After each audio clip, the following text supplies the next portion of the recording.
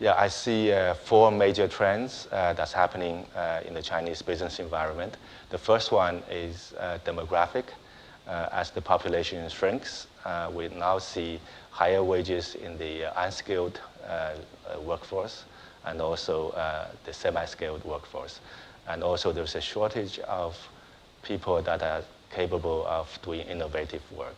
So all these are big challenge to the current business model where the production relies on cheap labor. The second trend that I see is ecological or environmental constraint. China is hitting that bottleneck, and the whole world is thinking about that, but China may have to do that faster and also may do it more innovatively.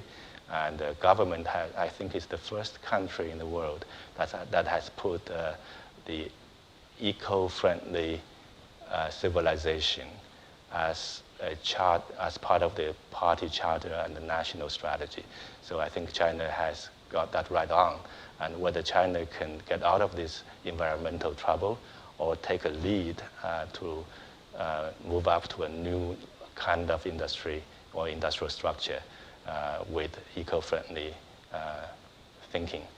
That's an open question, but I think that's where China needs to go. The third one is about tighter regulation. As we see, regulation is becoming tighter around the world, from banking to intellectual property rights to anti-corruption. Everything is getting more stringent, and that's going to have a big impact in China as well, the way companies doing business in China. The fourth one is really about the industry has to become more innovative, otherwise it's going to be tough to survive.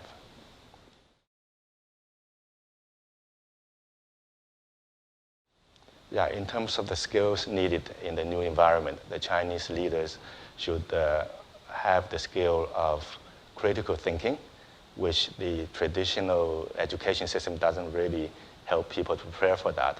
But we are in a world of uncertainties and everything needs to be redefined. And you have to be able to reframe and redefine a problem. So for that, we need critical thinking skills. The other skill would be innovative thinking or creative thinking skills. Again, that is something lacking in the Chinese normal traditional education system. People to really have to retrain themselves for that skill. And the third one is the ability to handle what we call polarities. That is, two opposing forces that you cannot get rid of one in order to get the other one, because they come hand in hand, like in the Chinese yin and yang. So the way of thinking is very different from the normal problem-solving thinking, but you have to balance and manage the polarity rather than eliminating one for the other. And most of the challenging problems, most of the challenging issues are these kind of polarities rather than solvable problems, like the environmental problem, right? The environmental issue and the economic development, they are hand in hand. You cannot get rid of one for the other. And finally, we need strong skills for collaboration. We are in a more uncertain but more flattened world. Like in the case of the conference board, we are using crowdsourcing to get people's opinion. So we need to look beyond boundaries and try to get people involved and be able to collaborate horizontally and across borders.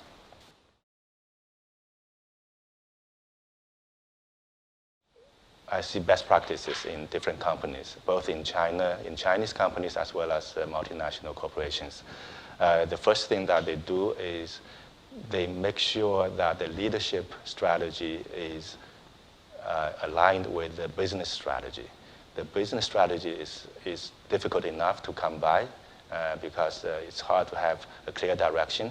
But whatever the leadership development work is going to, whatever the leadership development team is going to do, they have to be aligned with the business strategy. Otherwise, they will be viewed by the participants, the business lines or the top leaders, as something that is more soft and may not drive direct results. So the best thing to do is to make sure whatever you do in leadership development, you have a leadership strategy that goes along with the business strategy. The second best practice that I see is that instead of teaching people in a lectural style, you need to actually get people engaged and involved in experiential activities, also in action learning to get everything related to work. This comes back to our 70-20-10 rule of learning for adult that CCL pioneered and have done years of research. And we found best practices that a company would actually have a holistic developmental plan that combines classroom training with peer learning, coaching, and developmental job assignment so that they can acquire the skills needed quickly.